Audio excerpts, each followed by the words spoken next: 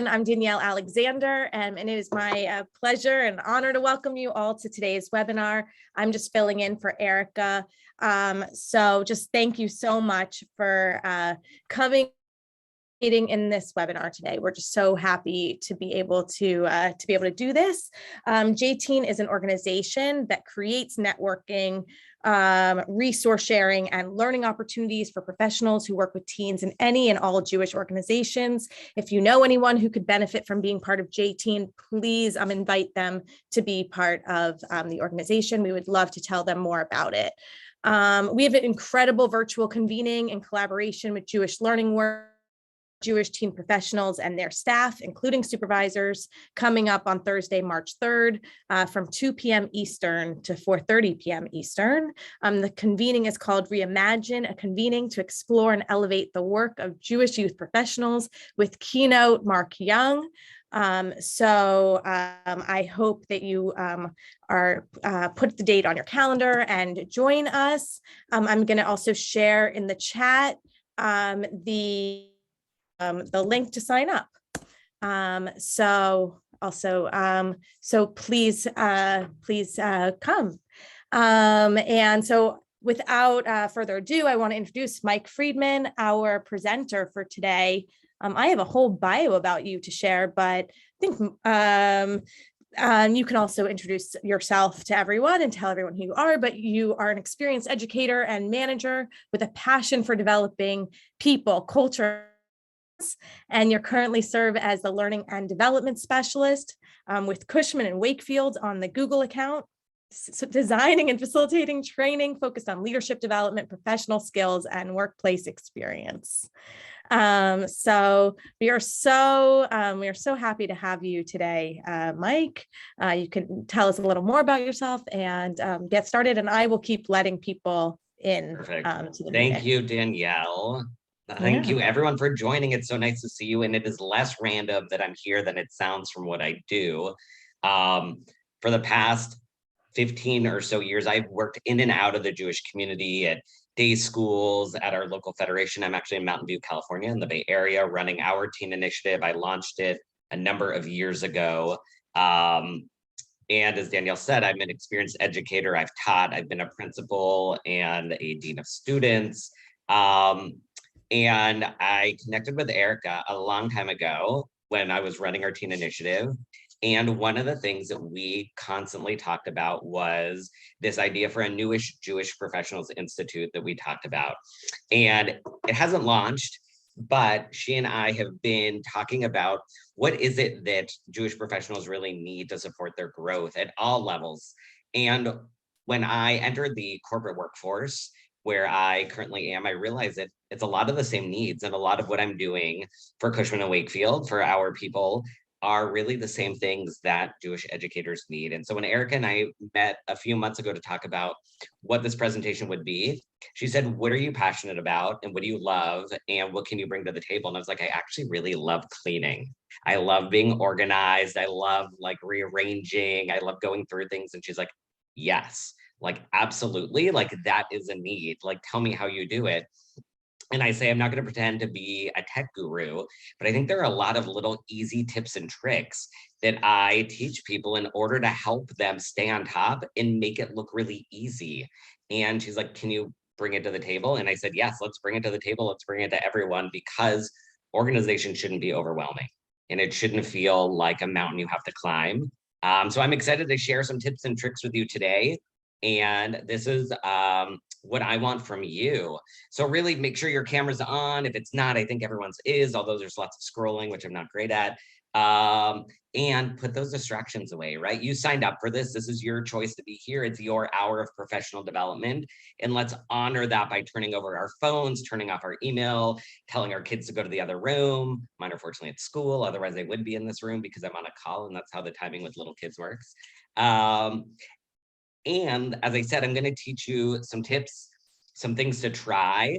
Some of it may feel uncomfortable. Some of it might be something you've heard of, but you haven't wanted to do. Some of it may be something you tried years ago and it didn't work. But that willingness of what may work for you now, what may work for your team, is going to be really important. and really thinking about yourself and your team, that most of us don't work in total isolation. And so when we're thinking about, things like organizing meetings or organizing our calendar, we really want to think about who are the other people that are going to be involved, who are going to be accessing it, so that we can ensure that our systems are either shareable or relatable by others. So here's what we're going to talk about today. I'm going to start with a little bit about why being organized is a Jewish thing, which I love. I'm in a master's program right now, getting a second master's in ed. This one focused on Jewish education with HUC. And I love not only that HUC supports me working outside the Jewish world, but that's something like being organized is Jewish. Everything really has that root in Judaism. And then I want to get into the nitty gritty. We're going to talk about Gmail and calendar because those are really related. And then we're going to do some self-inventory and committing about what we want to try, what we want to bring back. And then we're going to talk about meeting organization as well. And then again, do a little bit of self-inventory and commitment. And I'm happy to share the slide deck out afterwards. I'll figure out how to do that with Danielle. So if you are overwhelmed by taking notes, don't worry. There are also some links in here that I felt like could be useful. And if you want to take notes, go for it. Okay, so just to ground us in the Jewishness, because I was so excited when I thought about organization from that Jewish perspective, that it starts at the beginning, right? Tohu Vavohu, which I learned about, sadly, just a few years ago for my daughter when she was in kindergarten that term. And she really brought it home to us and talked about how her teacher set up the room and they experienced this chaos. And then they really had to figure out, what do we do next? And what she learned is that what happened next, God began the cleanup. Right? He began to organize the world. And I love that right from the beginning, we recognize the importance and the value in getting things arranged in a way that's going to work for us, in a way that people are going to be able to traverse through. I also really appreciate Pirkei Avot for many reasons. One being this quote, the idea of the more possessions, the more worry. Like, yes, I'm all about decluttering. And I think about like possessions like emails or like meetings, like the more we have, the more overwhelmed we are. I was speaking with my wife the other day and we're talking about email for some reason. She talked about how she has like 20,000 unread in her inbox. And I like convulsed. I was like, oh my God, like I'm down to 56. Like, how do you have 20,000? Like, that's overwhelming. How do you search? How do you know anything? And so really recognizing that some of that,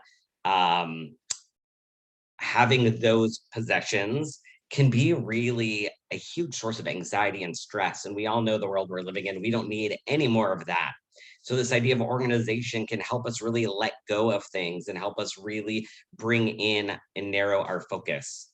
I also, in my HUC, I just finished a course on Musar, which was fascinating.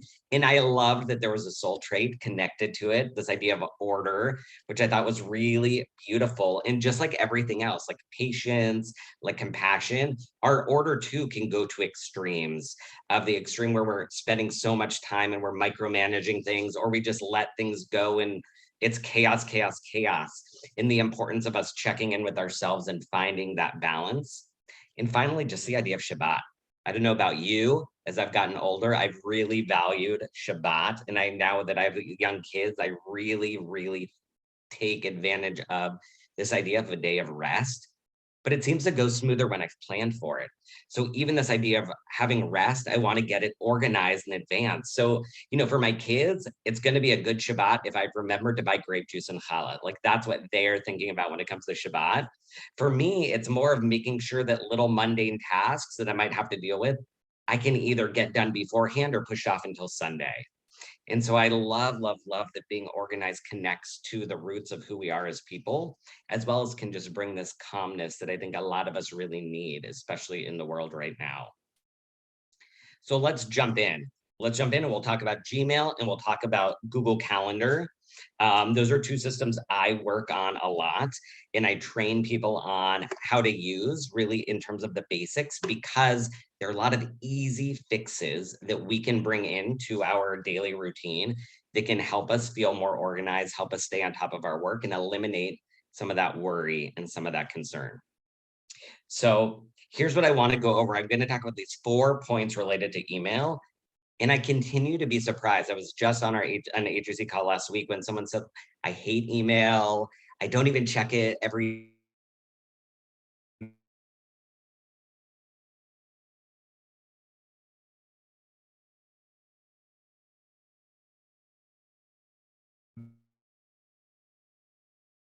day. You just open it and there's so many emails I closed that day. And I was horrified because, I mean, not only do I love email, that I think it's such a great tool, but a tool we need to learn like any other tool.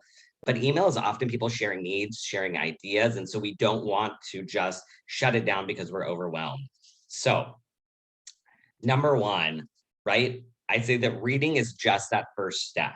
So a lot of email, especially when we're in this work from home mode, which a lot of us has been doing, email's easy, right? It's an easy way to communicate with both people and with masses.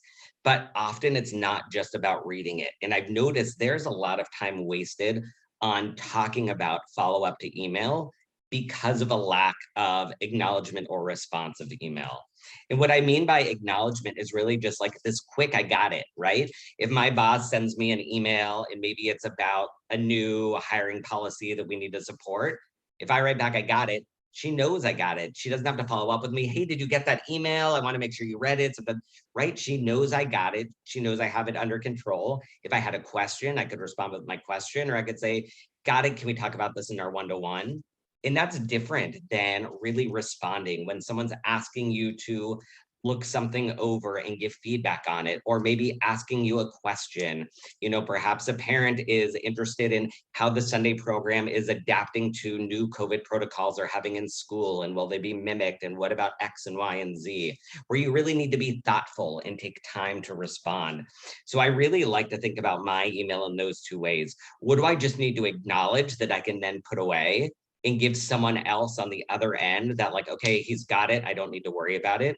And what is it that I need to take time to respond to that's going to take some thought, that maybe will take a little bit of research, and think about my email in those two ways? It's very rare, I would say, that I get something I don't need to do one or the other with. Maybe it's a mass email. I work with 550 people. So when my company shared this morning about new work from home protocol and how to get tests, I didn't need to respond to the HR at Cushwake email for everyone. But when my boss, or when we're in a small group, even my team that's about 12, if something's going out, I'll let the reply just to that individual so they know I got it. They don't have to worry about it anymore. Now, as I said, organization is my passion and my love.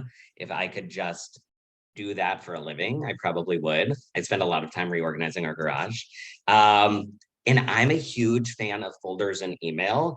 And I continue to be surprised how many people do not know about folders. So I'm excited to share folders with you because they're your friend, and labels too, right? Folders help us get organized because there are so many ways that you can do that. Now, any email you have, you can put into one folder, but you can also label it multiple labels. So it could be in my Jewish folder, my folder of Jewish resources, but I might label it with, you know, who it's from and the year I got it, if I have those labels. And so, for example, when I organize my folders, I think about it in different ways. I think about what are topics that I might want to organize by. That might be a project. It might be, so for instance, if I'm a youth group advisor, it might be Madrahim, it might be the name of my baddie, my youth group. It might be organized by Purim, by different holidays that we have to do things with. Or sometimes I do organize things by person as well. So my supervisor's name is Joni. So I always have a folder for Joni where there are things that I just need to know they're from her that she sent me that don't necessarily fall in somewhere else. I have a place to go to refer back to emails from her. Mike, can I ask a Folders, question? yeah, please. Okay, you may have just answered this question. It came up for me in your first from your first slide when you said when you don't have time to answer something right away and you take the short form and you just say, I need to think about this. How do you make sure that you follow up to that? Do you put it in to do today or to Yes, do I'm about to get to that, Jen. okay. I love that. No, thank you for asking. I love it. Please, if you have other questions, be brave like Jen and just jump in. But yeah, so Jen, what I was going to say next is that I also have some very specific folders that I love that are called To Do Today and To Do This Week. And I've committed to myself that When I have something that needs to be done that day that I can't do at the moment, I put it in that folder. And before I sign off for the day, my commitment is to respond to those emails. And I really am thoughtful about if it needs to be done today or this week, because I know that a lot of things feel very urgent, but there are times when it's someone else's urgency and it's not actually a fire that needs to be put out right away. Someone wants it right away, but if they don't get it until the next day, it's going to be okay, because there actually are tasks and priorities that must be completed, or there are other work that just has to be attended to where email isn't going to be at the top for that moment or that day. So I use the to do today and to do this week in order to help me. But I've also had to make that commitment to myself that I'm going to actually look in the folder at the end of the day, each day, to ensure that those get completed. And we'll talk about scheduling that in a little bit and what that can look like. But yes, that's why I use those two folders. And then, yeah, thank you. But whoever put that in the chat, so can you clarify the difference between a label and a folder? Yes. Sorry. Thank question. you. And I'm not even seeing all of the chat, but thank you. So if you guys see something or put it in, or Danielle, you too. So a folder is actually where something gets filed. So if you look, oops, sorry about that. Like Madrahim or assignments, those are all the folders that I'm dropping things in. But you can have labels that are searchable. So you can add labels that maybe you don't want a folder of all of it. Like you don't want a folder of all of your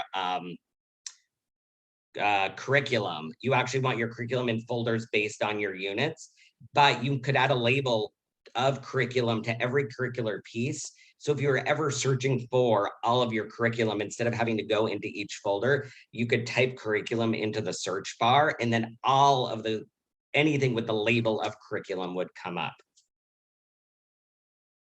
Does that make sense? Okay, awesome. Perfect. Okay. The other thing that I recommend doing is to file as you go. And I recognize that not everyone is in front of email all day. So when you have those moments, and maybe it's just like 5 minutes between meetings, that you take the time to throw things into folders. And maybe it's really just sorting between the to do today and the to do later, or to do this week, because that's all you have time for at that moment. But it leaves your email inbox from getting so overwhelmed and cluttered. Or it may be that you are someone who actually does calendar time to do your email on your calendar, and then you're able to really do that. And I'm going to sort through and file during this 30 minutes at the first thing of the day, because that's when I hit my email. Whatever works for you. The other thing that you can do with your email inbox, and when I send out this presentation, you'll be able to click on the word organize and see step-by-steps for exactly how to do it.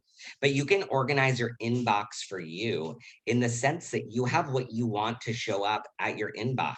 So there are all these different panes that you've probably seen: the unread, your full inbox, your starred, your important, and you can sort that and decide what labels you actually want to show, what labels you don't want to show, what order you want them to show in, whether you want a preview of your message.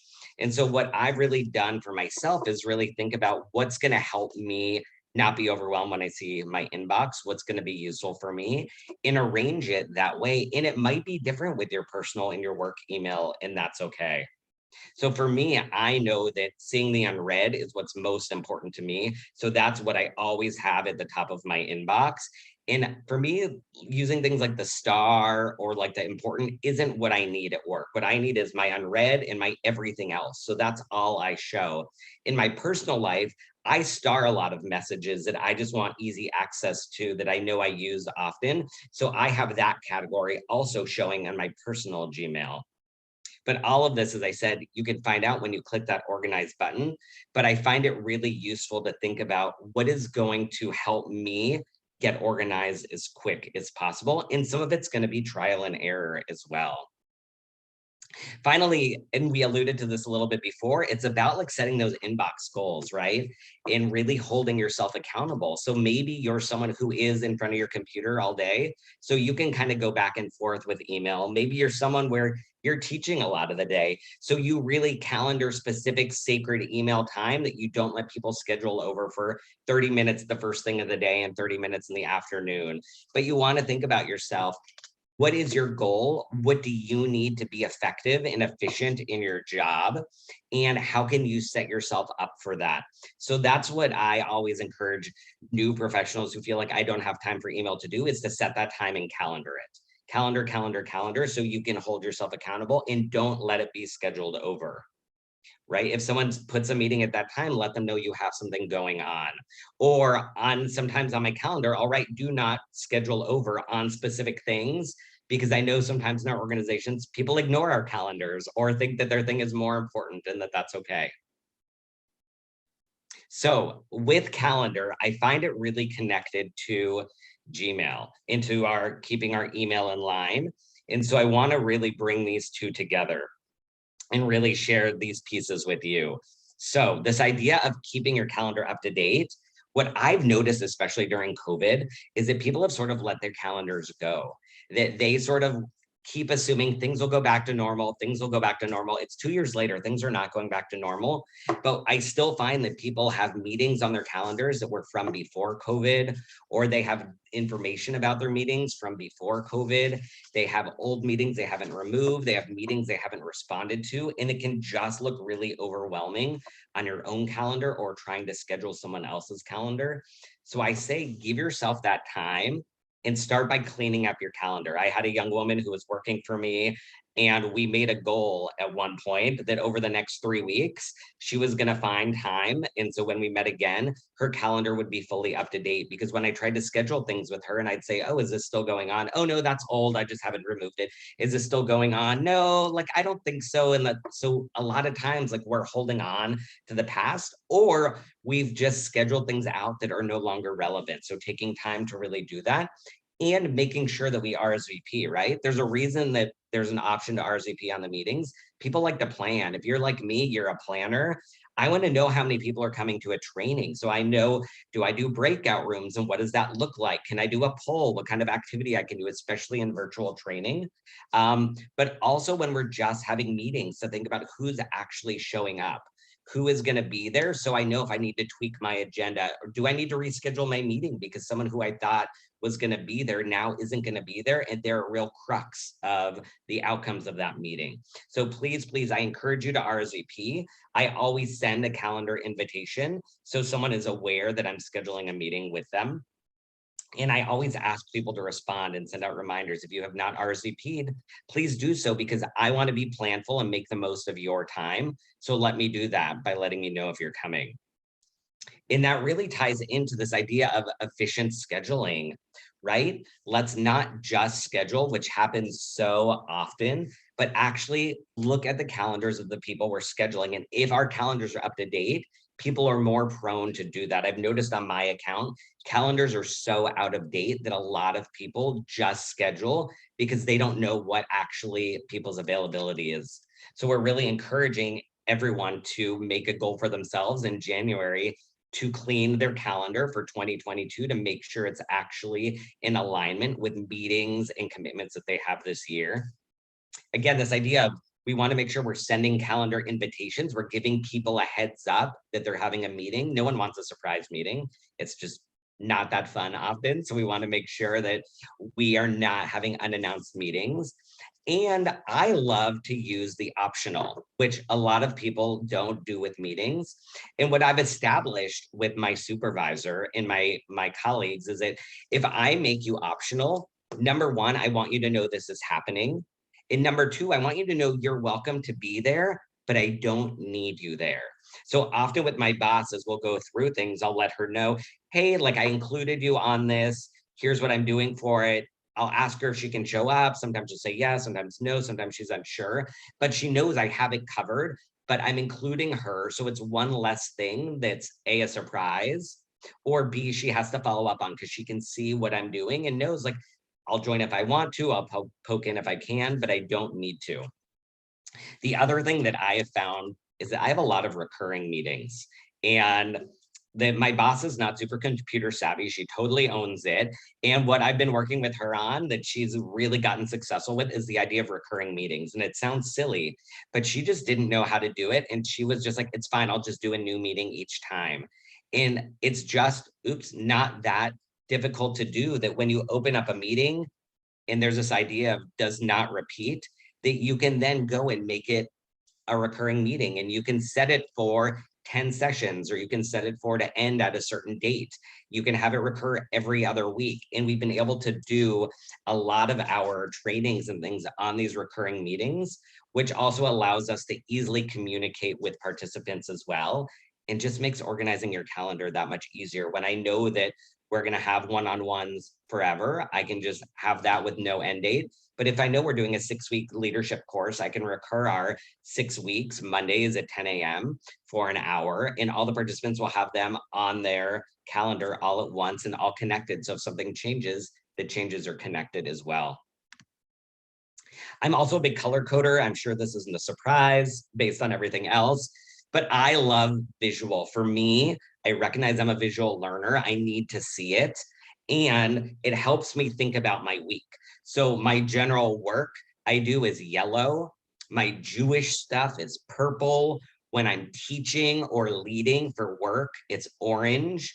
And then my pick up my kids stuff, anything I do outside of work, I have is blue. So for me, I can look at the week and say like, okay, like I have a couple Jewish things sprinkled in there. A lot of it's work, and I'm not actually teaching that much this week. So it's a lighter teaching week for me. I have the one Jewish teaching and these 2 goal setting teachings, but I love the visual. The color coding really helps me prepare for the week and for the day. And it can also really help someone stay organized depending on how you color code it. It can really see how you're putting your time. So if you have staff meetings or your one-to-ones is one color, if you have your email time is one color, maybe you do your teaching as a different color, you can really see how you're allocating your time. And when it comes to things like a performance review or something like a check-in, and a supervisor wants to know, what does your time look like? How are you even spending it? You can go back to your calendar and really share the data of how you're spending it, which is why I encourage everyone to just calendar everything. Don't hesitate, just calendar it. You need to do your email, put your email time on your calendar if you're not someone in front of there. I have curriculum development time on my calendar because I know that that's something that's going to go to the wayside if I don't put time on my calendar, and I need to be preparing for the new classes that I'm going to be offering. I have my kids there's pick a up. question in chat. Oh, thank you. Sorry. Thank you, Jen. The thing I struggle with is using calendars on multiple platforms. I agree. It is really hard. It is really, really hard to do. And I wish I had a better solution other than I actually really try to just use one calendar. That's why my kids pickup is on this. Like I have my work calendar as my calendar, and I try and put everything on it. And I love that you can invite different people to it. So like I could invite my wife to see my calendar or into these different events. And really, for me, it's the easiest that I have everything together. Now, remember, you can always make your calendar not visible or visible only to certain people, or it can show busy and not busy. So people don't need to see all of your details. You can lock events. There's lots of little things you can do. But I have found that when I've tried to keep multiple calendars, it doesn't work because you're right, it's too hard. And since I know the majority of my day is connected to work, I add on these extra pieces onto my work calendar in a different color. I mean, I also feel very fortunate. I don't have a boss that micromanages or is looking at my calendar to figure out like, what are you doing? And when are you picking up Maisie and for how long? And why is it taking you 40 minutes? I thought the school was really close. I don't have that. And I feel very fortunate. And if you do, number one, I'm so sorry. And number two, let's talk about that. That's a whole nother issue. But I highly recommend as few calendars as possible. I will say we do have a second calendar in our house. So this is like my calendar, and I have a wall calendar. And my wall calendar is more of like our family calendar. So my daughter's old enough to read now, so she can read what's happening. We write our, she has a dentist appointment on Thursday. It's on the calendar. She has dance on Saturday. That's on the wall calendar.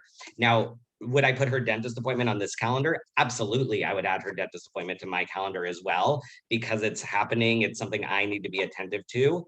And I need to make sure I don't schedule meetings or anything over it. And that's the biggest reason why I do the one calendar, is just to really think about work is the bulk of my everyday. And I need to make sure that all these little pieces can happen within that or around that. Can I follow that up with another Oh my question? gosh, please. My office uses Outlook, and the reason I joined this is because I want to become more familiar with Google. Do you know if those two interface and how? Does anyone know? That is a really good question. I don't believe they do, but I am not positive, but I'm going to write that down to look at and ask someone and get back to you if I can't find it. And the reason I don't think they do is because Cushman and Wakefield use Outlook and Google uses Google, and I'm on both. And we take everything and put it on this calendar and have never been able to connect the two. And I feel like if I can't connect it as inside Google, there must be some reason. And it could be inside Google has different permissions as well. But I'm absolutely happy to look at that and get back to you. So you don't have to do that. I appreciate it. Don't take that off of your list of things to do. Thank you. I'll figure it out. But does that ever cause an issue for you? Like if one of your pieces of work uses that and you use this? Yeah, I mean, it can. I make sure that this calendar has everything. So I would transfer anything that was put on. I also have arranged for email forwarding, and I have a message that goes out about the calendar in the email that I use primarily, so that anyone would know. But we make it a practice on our account to ask everyone to check once a day to make sure that they have no surprises in their email or calendar that didn't transfer forward. And I just have built that practice into my day-to-day, that I know once a day, usually first thing in the morning, as I'm getting up on my Google email, I'll go to Cushwake and quickly make sure nothing was added that was missed on my other calendar. And if it is, I'll take it and plop it down.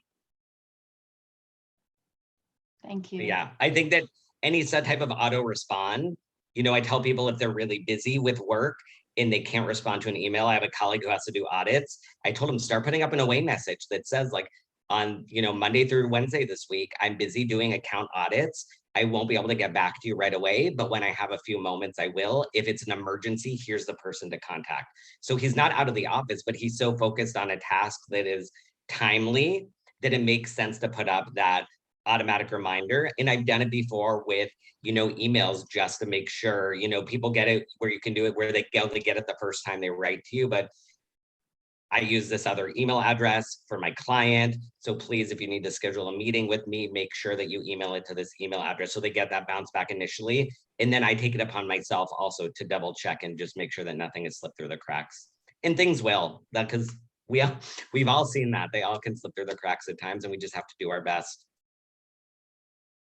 So I'm looking at the clock, and I'm going to stop here just briefly to share that here's some questions that I ask colleagues as we go through this together and they're thinking about, so what do I do now? Some tips about what should they be doing, and to think about what isn't on your calendar that should be. And a lot of times people come with, oh my God, I do all these things that always get pushed to Friday, and it's so frustrating because I never calendar it, but it's these week-long tasks. Great, let's put it on your calendar. Or with this young professional I was coaching that used to just close her computer because she was overwhelmed by email. We started scheduling time and we blocked it out. So you get to work at 9, you're gonna get coffee, you're gonna say hi. 9:30 to 10 is always your email. And she let her supervisor know, I'm gonna start scheduling my email time. It's gonna be 9:30 to 10. Her supervisor was like, I think that's a great idea. Let's do it and see if it works. And it did for her. It gave her uninterrupted time that she knew was dedicated for her email. So be thinking about what are things that are going to be useful, not only for you, but also to share forward with your team. Maybe it's things around expectations of how do we respond or acknowledge, or what are our timelines for getting back to people? And as you think to it yourself, and we're in a new year, so the timing's pretty ripe for this, is what do you want to commit to trying this year? Or what do you as a team want to commit to trying this year? Maybe it's 0 messages in your inbox at the end of the week. Maybe it's always acknowledging messages that come to 5 people or smaller, or that are just on your team so people are aware. Maybe it's to cleaning up your calendar, or maybe it's to RSVPing to meetings or invitations so people can plan thoughtfully. Whatever it is, it's going to make a difference with you and your teammates. And you want to be excited and share it out so people know what you're committing to. They can know what these new practices are and what they may want to adapt to as well.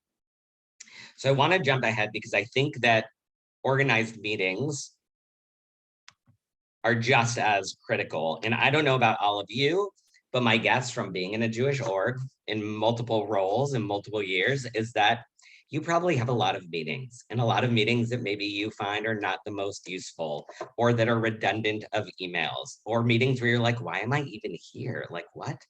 Well, here are 6 things that I think help create an effective meeting. And again, I'm going to share this with you. If you have questions, please feel free to shout it out. The chat is on a different screen that I'm not seeing. So thank you, Jen, for being my watcher also and bringing up people's questions. And I want to start with the purpose, right? Just like people are no longer want to go into the office, we have a lot of that.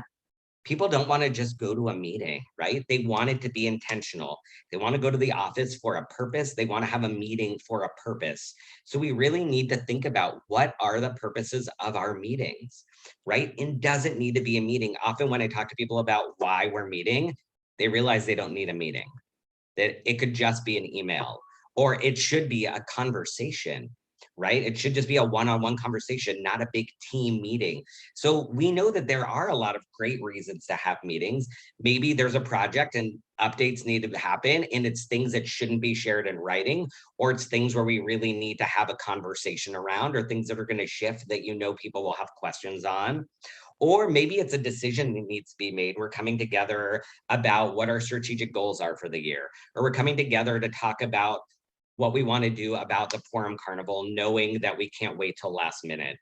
And what my team does a lot of is really bringing people together to build relationship, that is actually really valuable. It's something that can be done virtually. We do a lot of virtually, but I have to say that, and you probably experienced, there's a lot about bringing people together in person when it's safe. And sometimes that is the biggest reason, is that you need to have people come together to build trust, to build relationships, to get to know people in that way that's not just their blurry kitchen behind them, but a little bit about how they are, how they respond. I have my manager's manager who comes off very almost harsh. And when I first met her, and what I pictured was not what I met her. And she's petite, and she gave me a giant hug when I met her, and she laughed about her kids. I didn't know she had kids. So when we got together, it was such a different environment than what we had on the screen. So that may be the reason why you're coming together. But you want to do is ensure your meeting has a clear purpose, because that is what should be driving your agenda, right? The agenda should always connect back to that person, to that purpose. Give me a quick show of hands. How many of you go to meetings without agendas? I know I go to a lot of meetings that don't have agendas. Or perhaps maybe have you held a meeting without an agenda? Are we all guilty sometimes of that, of holding these meetings without agendas? Well, why would we use agendas? What do you think an agenda will do? Who can just shout out for me one thing an agenda will do? Clarify expectations. Oh my gosh, yes, 100%, Jen. Absolutely clarify expectations. Let people know what we're doing, why we're coming together, what they need to be bringing to the table, 100%. One other person, does anyone else know why we might use an agenda? Yeah. So I was going to say, so that you don't actually leave the meeting without accomplishing what you went there for. That happens all the time. It goes off track and nothing gets done. I love that. Yeah, Cheryl, you are so in the right. Absolutely. It gives us focus. Agendas keep us on track and focused. And we can look at agendas in lots of different ways. And I'll show you one in just a moment. And some things we can do with agendas, right? We can be really clear in defining our topics and our desired outcomes. Do we have decisions we need to make? Do we have planning we need to do? We can set a time for agenda items. When I used to run our Teen Initiative Advisory Committee, we had very long 2.5-hour meetings. and everything was timed out in order to get to it because we only met quarterly. So we had 25 minutes. We had someone on the clock making sure that we knew when 5 minutes were going to be, when we had 5 minutes left and 1 minute left, and when we were done and we had to move forward. It can also agenda help us make sure that the order of our meeting really flows and the connected topics are related to one another, and that we can break up certain types of activities. Sometimes, hopefully, we're in meetings where it's not just conversation, but sometimes we may be doing small group work, or we may be doing up on a board brainstorming, and how can we make sure our meetings are really balanced? And I'm always a fan of sharing agendas in advance for two reasons. One is what Jen shared around clear expectations. And number two is because I think it's great to have pre-work. That if we want people to review something ahead of time, if we want to make sure they're familiar with something we're being talked about, they're not going to be able to do that if it's not clear in the agenda, if they don't know what's being talked about, if they don't know they're being asked to present, to share, to consider something. So here's one sample agenda. We're going to see it again, so take note of it. And you might structure your agenda differently, and that's okay. This is just one way to do it. But thinking about, some of the basic pieces of who's leading it, who's in attendance, what are those items that we need to discuss. And it's really, the agenda will mostly be the white bar at the top, and items 1 and 2, and 3, 4, and 5 will be filled in later, right? But we're going to use one document. It's going to be our meeting notes document. It's going to start with our agenda, and it's going to move into our minutes later. But it's clean, it's easy, it's replicable, and that's what we want, right? To stay organized, clean, easy, replicable. So then we have to think about all the participants. I'm going to guess, I don't even need a show of hands, that everyone has been to a meeting where they either feel like, why am I here? Did you really need me here? And we have to be careful around that. We have a lot of meeting fatigue in this world because we feel like everyone needs to be included, and that there's going to be this big FOMO when people aren't in a meeting. I don't really feel like I'm missing out when I'm not in a meeting. My boss sometimes asks me if she wants to include me, and more often than not, I say, nope, like not interested, like that's okay, just fill me in. Because a lot of meetings, we don't need to be there, and we want to make sure that we're not bringing people in just because we think they should be there, or they don't really have a role. They're just sort of observing, and they're sort of token. Oh, we feel like someone like younger should be in this meeting, but we actually don't want your opinion, and you don't have a vote, but we just want to say that someone in this role was there. So we want to be really thoughtful around why we're including people, and think about who just needs to know, and the minute should suffice.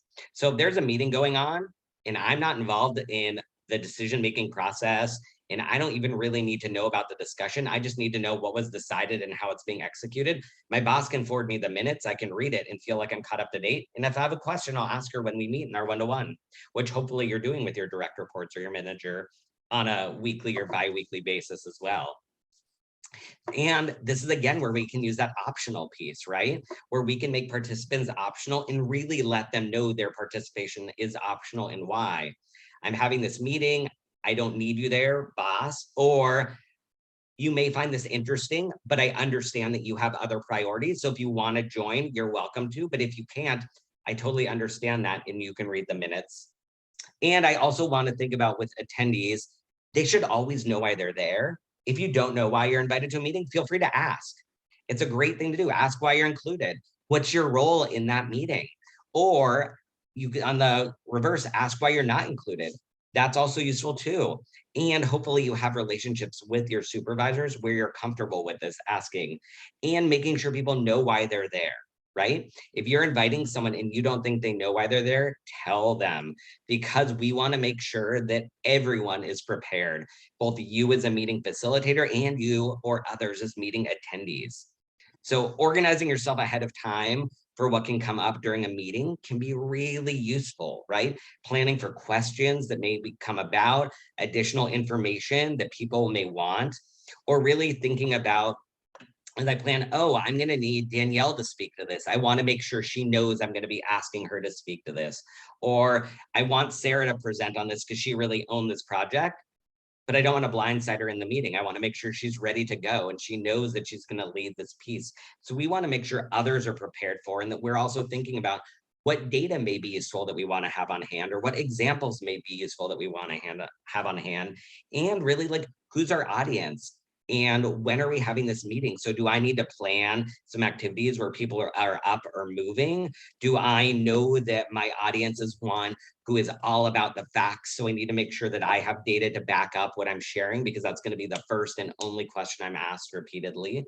So when we really know who's going to be in the room, we can prepare ourselves for that meeting and prepare everyone else to enter feeling really confident about what's going to happen. When you're facilitating, you can really plan for an organized meeting, but it doesn't mean it's going to run that way. You still have to lead it that way. So as a facilitator, you are really the one in control. So you can think about, how am I going to lead this meeting, right? A lot of times when I'm leading online trainings, right, I think about, okay, we got to do the intros, we got to do our tech check, make sure, like when I first got on and I was like, can you hear me? And Danielle was, I can hear you. Can you hear me? And I couldn't. So making sure everything's working.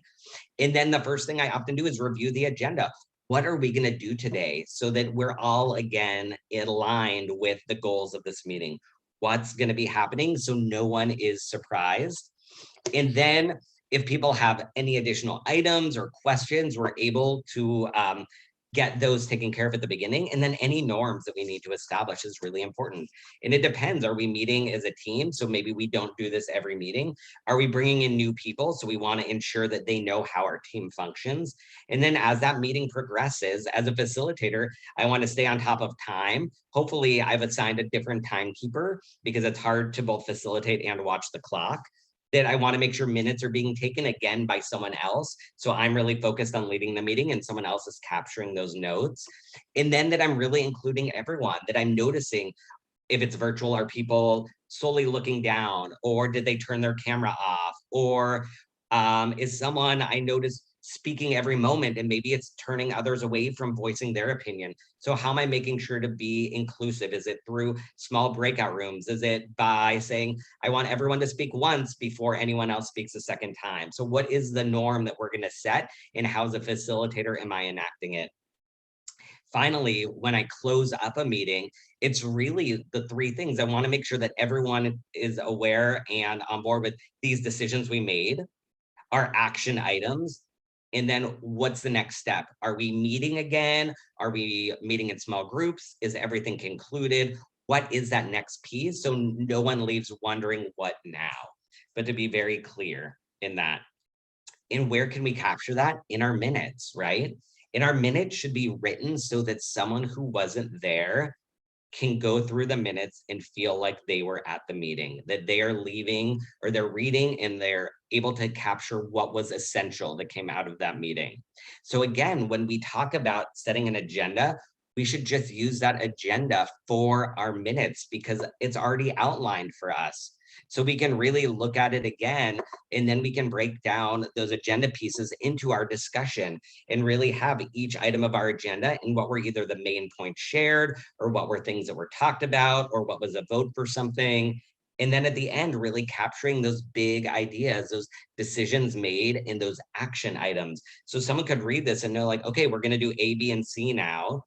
And okay, here's what's going on next and who needs to do it. Is my name on here? Is my boss's name on here? Is the person I supervise on here? So they can really feel like, okay, I know what happened at the meeting. I know how the follow-up needs to happen and what my role can be in that follow-up. Okay, that was a lot. It was a lot of information. I totally get that. And again, I want to think about, what are these practices that we're using right now that maybe are making our meetings really effective, or maybe not so effective? And maybe it's not in our control, but what are new practices that we can share or that we can employ? Can we encourage our team to send out agendas in advance to make sure that everyone's on the same page? Do we take minutes? Do we share that?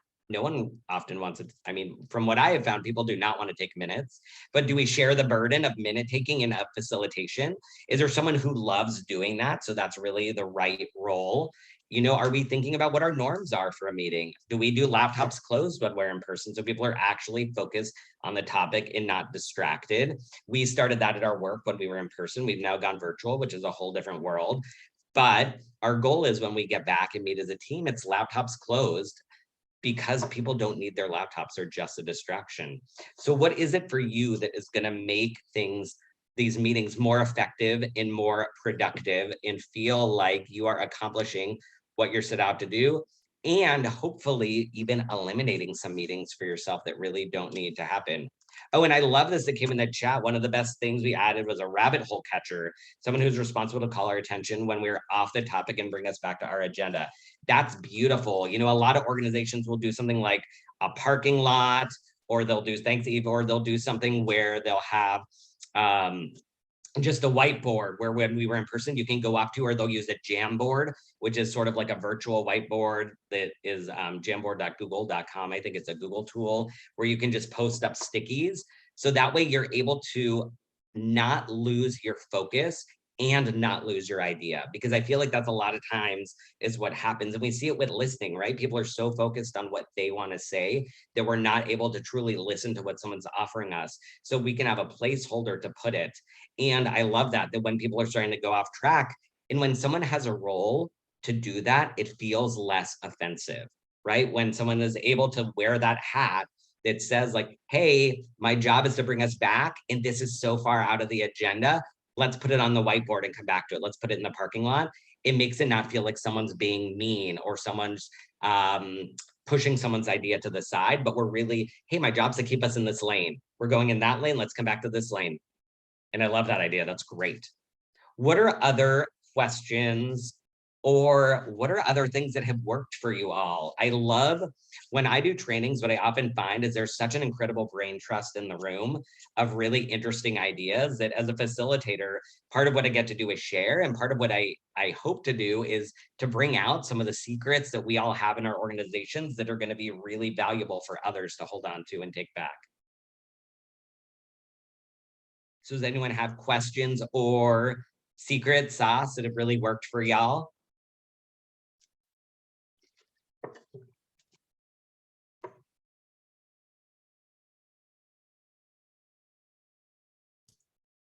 I mean, I think you've pretty much covered, Mike, everything there is. I don't know. The one thing that when we talk about email that catches me is when I get things from like Unpacked or JTA. It's like, oh, I want to read that. I want to read that, but I don't have time to read it. So I keep going and going. And then I have like a stack of JTA things, Yes. and then I just dump them because. So Susan, I so appreciate that you said that.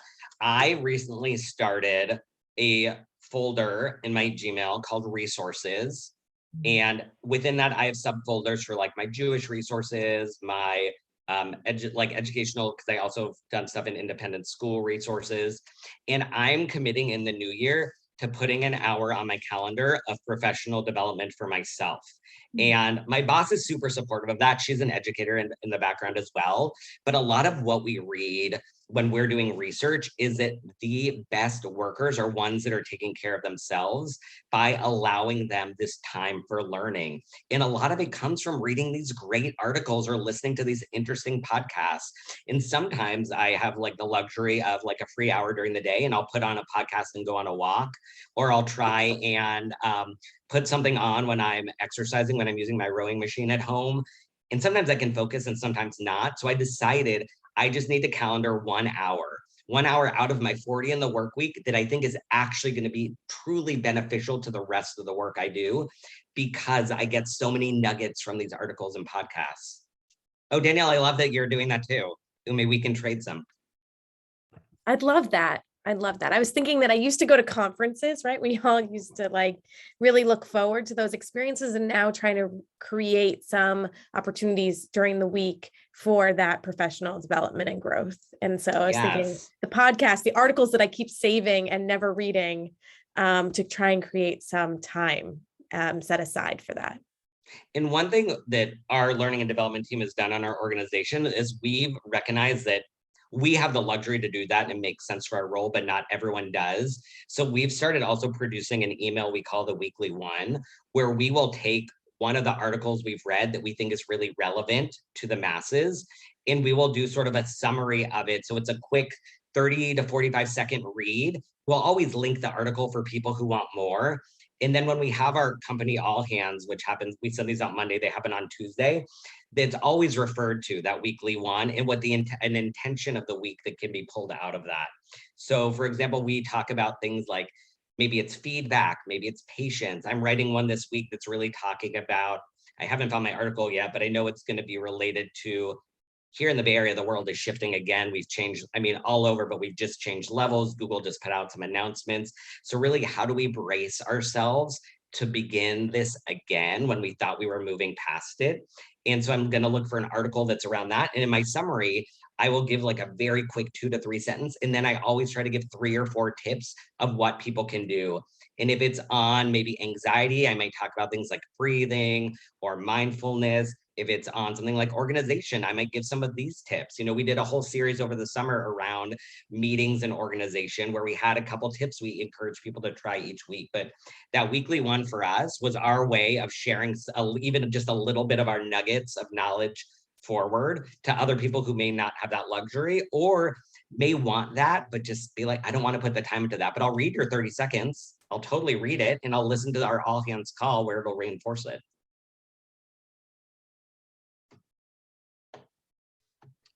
I have one other thing that I do. Please. A separate email account just to surf the web and do online shopping. That way I never put my like personal or business thing out into the world so I don't get junk in my important email. I love that. I love that. That I wish I had done a long time ago. But at this point, you're right. Like I do. I have 2 different like personal emails, and one is like my actual personal email, and one is like a list type thing email. And my wife and I also have like a shared email so that when anything we both need, like when we're doing our day school registration forms, we use that email, or with our synagogue stuff. So that all comes that we can both see it. We're not sending stuff back and forth to each other. And we use it for things like our bills and for our, you know, USPS and all of that. So we have that also as like our family email to keep that separate and in line. And when we're doing things like filling out financial aid forms for the day school, it's really easy to then go into that email and we can see everything we need right through there. But I love that, Susan. Thank you for bringing that up, because I think that's really important to think about. What are your different needs? And is one email address really gonna be enough? And they're free. We can have as many as we want. So why not make your life easier? I love that. I see that it is. Oh, Yeah. Go ahead, Amy. Yeah. Just quickly, give me thoughts on like unsubscribing and just how to clean out your email box. If you haven't really thought through what you did, which is really smart that you had your own email. Now I feel like every day I'm getting 20, 30, 40, 50 emails of things that I'm like, wait, how did it even get on this list? I felt like I'd unsubscribed from it, but am I really unsubscribing, or am I telling them, oh yeah, this is my email? Yeah, I've actually had that same problem in the new year that I realized. And when I sit in front of the TV at night and we're watching a show on Hulu or whatever, and there's that like 90 seconds of commercial, I've decided I'm using that time to go through and hit like the unsubscribe for my emails. So I feel like instead of just doom scrolling or looking at CNN and feeling anxious about the world, I'm hitting unsubscribe to get rid of the stuff I really don't want. And it feels really good because I was like, oh, within a show, that's like 5 or 7 minutes. I can actually unsubscribe from most of my emails that day that I don't want. And it feels like a good use of time and like not stressful. I'm just on the couch watching TV. This is easy, 30 seconds. Great, I'll pick it up again, 45 seconds. So that's one thing I've been doing. Well, thank you, Mike. 3 o'clock Central Time, 4 there you o'clock go. Eastern. I want to let everyone just thank everyone for joining us today, let you go and after spending this hour with us, but you gave us so many good tips and suggestions, and it's a great time to be thinking about this as we are all starting off the new year, thinking about how we can be a little bit more organized and what our resolutions are for this year. So happy new year, everyone. Happy New Year. Welcome back to J-Teen webinars, and we look forward to seeing you soon and hope everyone's planning to join us in March. And thank you again, Mike, for being here with us today. Bye.